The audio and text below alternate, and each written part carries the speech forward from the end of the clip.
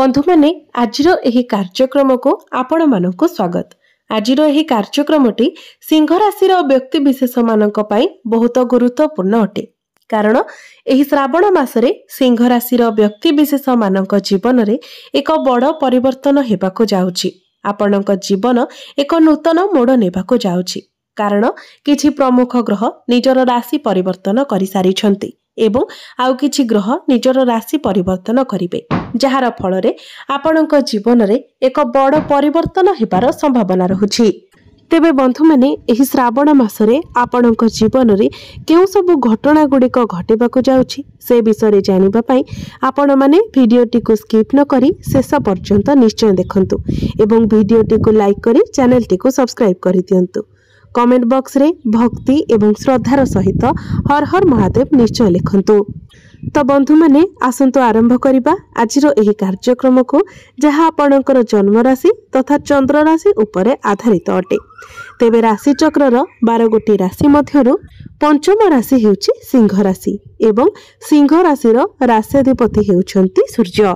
तेबे बंधु माने आपणक कुंडलीर प्रथम भावरे विराजमान अछन्ति मंगल एवं केतु, सप्तम भावरे विराजमान अछन्ति राहु, अष्टम भावरे विराजमान अछन्ति शनि, दशम भावरे विराजमान अछन्ति शुक्र, एकादश भावरे विराजमान अछन्ति गुरु एवं सूर्य एवं आपणकर द्वादश भावरे विराजमान अछन्ति बुध।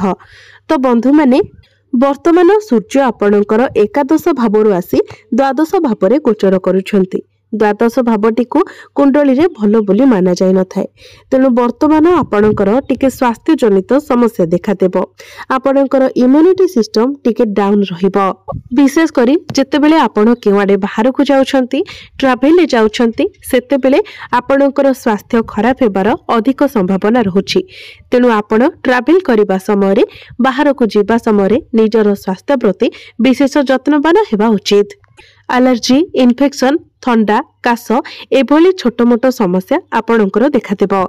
आपण बाहर खाद्य को जेते पारिबे अवॉइड करंतु एवं जेते पारिबे आपण हेल्दी फूड खाइबा पई चेष्टा करंतु, कारण आपणकर पेट खराब हेबार मध्य संभावना। विद्यार्थी मानक पई किंतु एही श्रावण मास एवं श्रावण मास परर समय बहुत भलो रहुछि।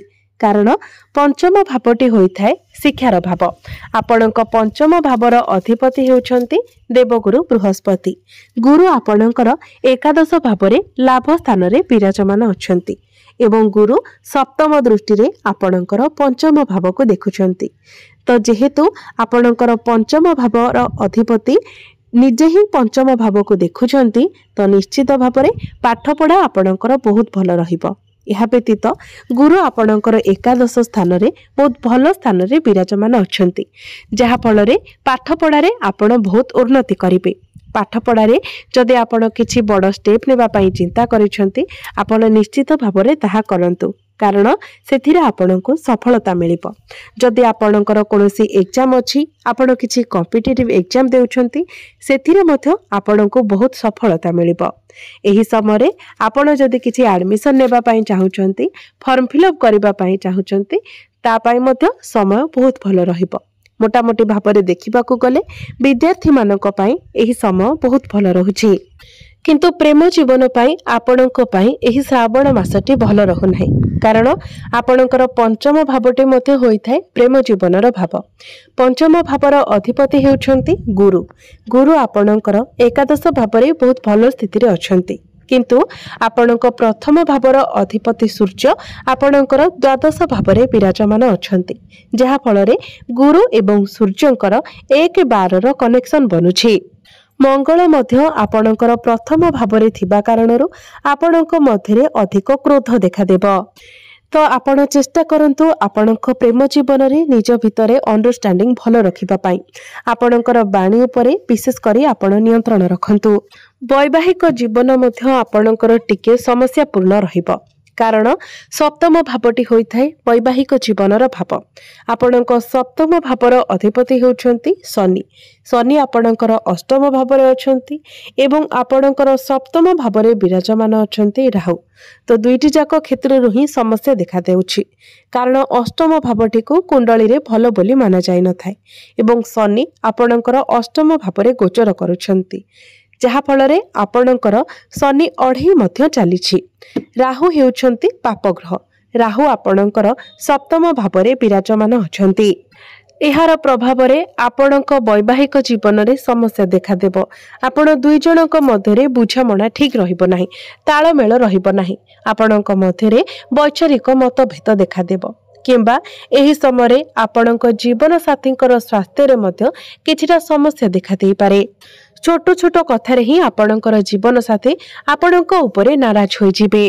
तेबे एथिपाई आपण निश्चित भाव में प्रतिकार करबा उचित।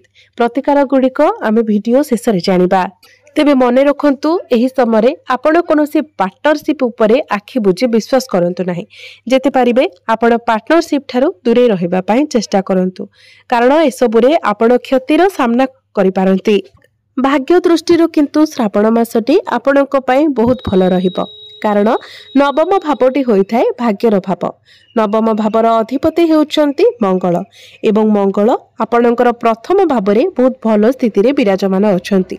तो निश्चित भाव में भाग्य आपणकर बहुत स्ट्रांग रहिबो। मंगल हेउचंती प्रॉपर्टी रो कारक ग्रह एवं मंगल हेउचंती आपणक चतुर्थ भावर अधिपति। तो चतुर्थ भाव एवं नवम भावर अधिपति होई मंगल जेतेबेले आपणकर प्रथम भाव में विराजमान अछंती, तो ए सबुर प्रभाव रे आपणकर आर्थिक लाभ हेबो। कोनोसी प्रॉपर्टी रे आपण डील करि पारंती। एही समय आपण कोनोसी शुभ मांगलिक कार्य मध्य करि पारंती, कारण बृहस्पति मध्य आपणकर एकादश भाव में अछंती। एवं क्यारियर कथा जदि कहिबा तो भाग्य अपेक्षा क्यारियर आपणकर आहुरी अधिक भल रहुछि, कारण शुक्र आपणकर दशम भाव में बसी मालव्य राजयोगर निर्माण करुछंती। दशम भावटी होइथे आपणकर क्यारियर भाव। शुक्र निजर स्वराशि रे आपणकर दशम भाव में बसी मालव्य राजयोगर निर्माण करुछंती एवं 26 जुलाई को शुक्र आपणकर एकादश भाव को चलन करिवे, जहा फल रे क्यारियर रे आपणकर प्रमोशन होई पारे।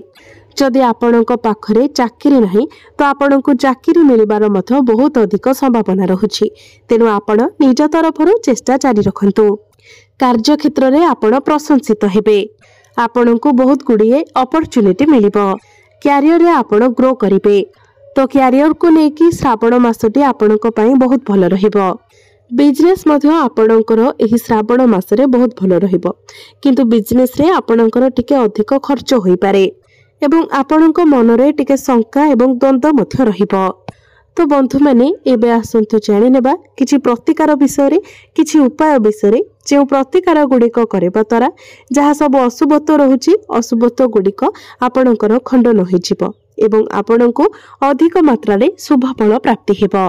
सेथिपाई आपण प्रत्येक दिन सूर्यंकर बीज मंत्र 108 थर जप करंतु। ओम ह्राम ह्रीम ह्रौम सहसूराय नमः एही मंत्र को आपण प्रत्येक दिन 108 थर जप करंतु।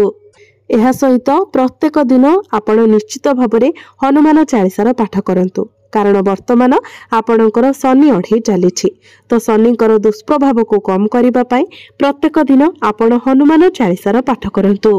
प्रत्येक दिन आपण उदित सूर्य को तंबा पात्र रे जलार्घ्य अर्पण करंतु एवं प्रत्येक दिन आपण शनिकर बीज मंत्र मध्य 108 थर जप करंतु। तो बंधु माने आपणकर जीवन मंगलमय हो, एहा ही ईश्वरक निकट रे मोर प्रार्थना।